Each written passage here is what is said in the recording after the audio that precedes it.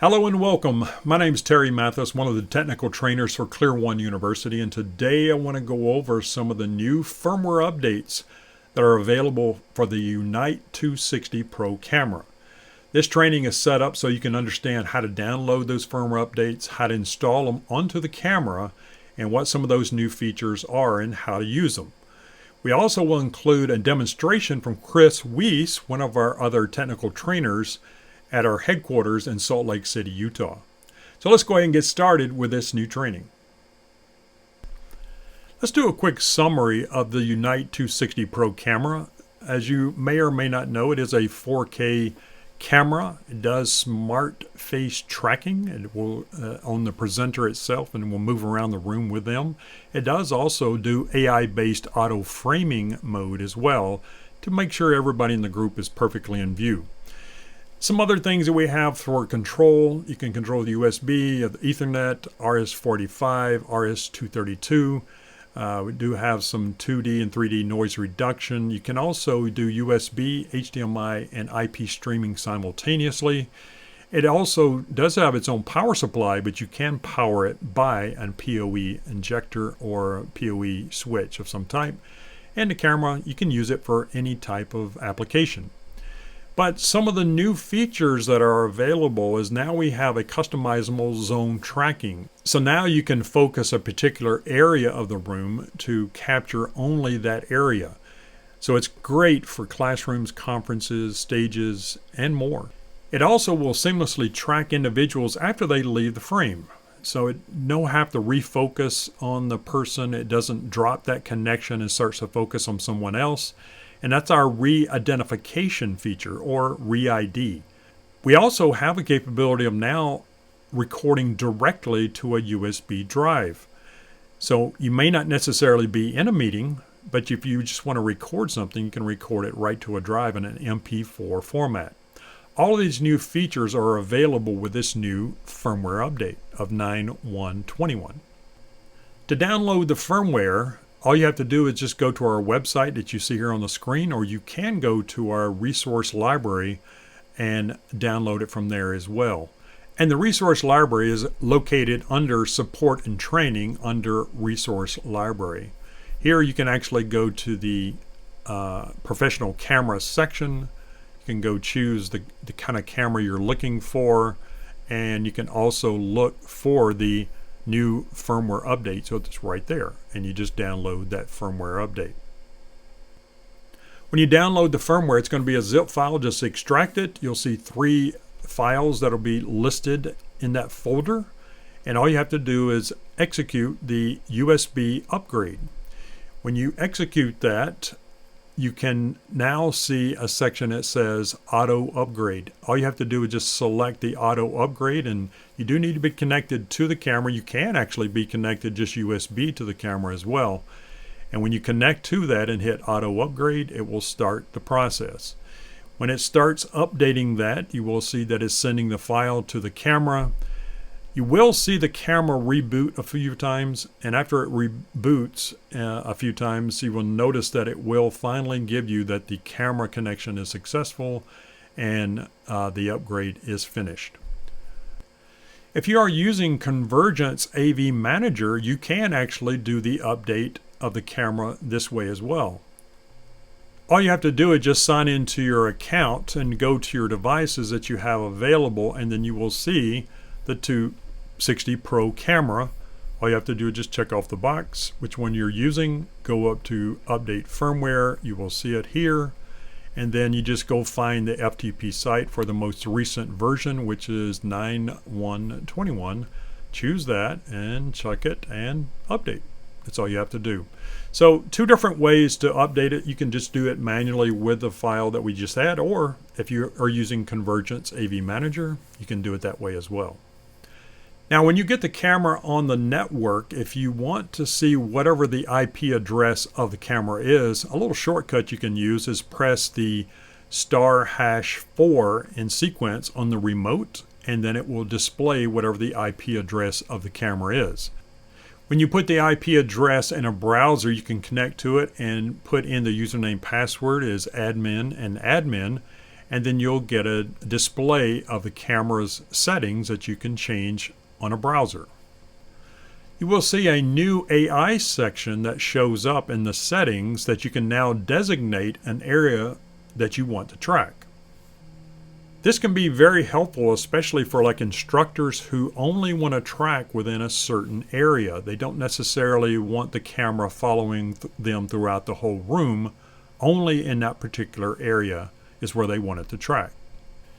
In the AI section, you will notice 3 different configuration areas. One is just the AI control. So basically you can just close AI where it's not going to do anything, disable it.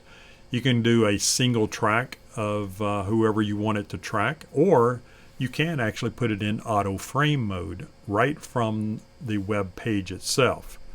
Just be aware you don't necessarily have to use this. You can use the remote with the 260 Pro camera, and if you hit F1 it puts it in auto framing. You hit F4 it turns it off. If you want auto tracking you hit F3 and then you turn it off by hitting F4. The other section for setting up the zone you want to track is a zone setting section at the bottom, and this is where you can adjust the vertical and horizontal angles if you want to, and just hit submit. If you just want to cancel what you just did, you can just hit the clear button as well. The easiest way to do this though is under the zone settings is a frame button. All you have to do is just select the frame, draw the window of wherever you want to track with a cursor, and then just confirm it with the blue checkbox. You will then see a smaller window that will appear with the zone that you want to track. So now in the browser you will see one live image that will be in the middle, but the little small window is showing you the area that you want to track. Just be aware that if you want to pause your video, you just click it with your mouse and it will stop it. And if you click it again, it will resume the video again.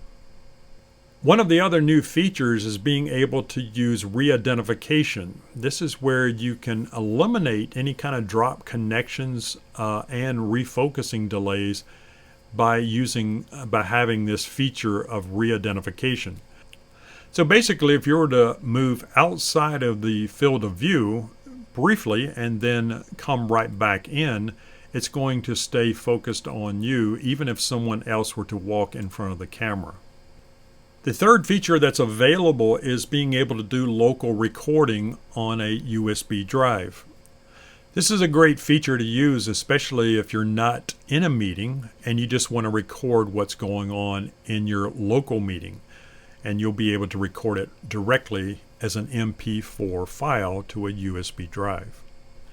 You will see under the live section on the browser is a record on and off, and this is how you would start the recording and turn it off. All you have to do is insert a formatted FAT32 USB flash drive and then just refresh your browser and you will see the information populate under the system section. The pack time can be adjusted, but a single video just can't exceed 4 gigabytes. So you'll see in the section here, if you wanted to increase the time that a video can be, you can do that, but as long as it doesn't exceed 4 gigabytes, you'll be good, and just hit save.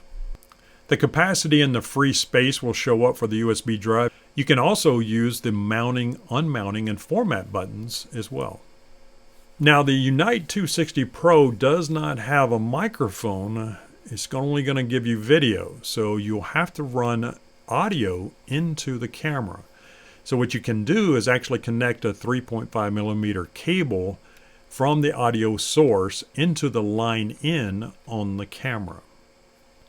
Probably the easiest way to do this is if you're using your system for conferencing anyway, the microphones are going out to the far end, and you've got everything routed accordingly. You could use a line out on the DSP and connect that to your 3.5 millimeter cable that goes into the camera and just route it, and then after you route that, your audio will go from the microphones to that line in of the actual camera. Like I said, this is probably the simplest way to do it, but you could use any microphone and connect it to your computer. And if you have a line out or a headphone jack on your computer, or if you have another device that has some kind of headphone jack, you could run that directly into the camera. But like I said, for simplicity, this is probably the easiest way to do it because you have everything connected for your regular conference calls anyway. But if you just wanted to record locally, you have everything wired up ready to go. Just confirm that your computer is using the input of the microphone that you want to use for the recording. Now with everything connected, all you have to do is go to the browser page under the live section and just select record on. When you're finished with the recording, just select record off. After you finish your recording, go to the system section and unmount the USB drive. Then you just remove it from the camera, insert it to your USB drive on your computer for playback, or download it. As previously mentioned, Chris is going to do a little live demo of our tracking feature at our Salt Lake City demo room. So take it away, Chris. Thanks, Terry. Indeed, the new firmware for the Unite 260 Pro makes this an incredibly powerful conferencing camera. I'm here at our headquarters in Salt Lake City to demonstrate the ReID and zone setting features. To set the Unite 260 Pro's presenter position, access its GUI by opening a browser and entering the camera's IP address. You may be asked to enter the credentials admin and admin for the username and password. Click on the AI tab. We'll have our image here from the camera. We have our PTZ control here, as well as AI control. You can select here auto frame for group framing, single track for tracking a presenter, as well as close AI for disabling AI control. Before we set the camera's presenter zone, let's first define the home position. In other words, where will the camera steer if it loses the presenter? In my case, we're looking up at the ceiling more than we should be. Let's tilt the camera down a bit. We'll just get this into view. That seems good. Go here to preset and enter 0 and then set that value. You can see we've updated that, and that is the home position. Now let's create our frame for the presenter. Click frame, and then on the image, just click anywhere. We'll have this box that we can move and stretch. I'm going to do something like that and just present it there in the center of my image. I'll click the blue checkbox. We can see we've updated that value, and I can actually see the frame that I've drawn. If I wanted to clear that, I would push clear here as well as clear here. Before we define the presenter's area, let's first see the Unite 260 Pro's AI video tracking. You can see even in a large space such as this, the tracking is smooth and effortless. But what happens in a more complex environment where there are more people? Let's imagine a classroom environment. We can track the instructor, but what happens when a student enters the field of view? Will the camera start following the student and thereby completely derail the far-end experience? With the new firmware update, we can keep the Unite 260 Pro in the presenter's area and on the presenter. Now that I've drawn the boundaries around these tables, we can see the camera will follow me inside of that framing that I drew.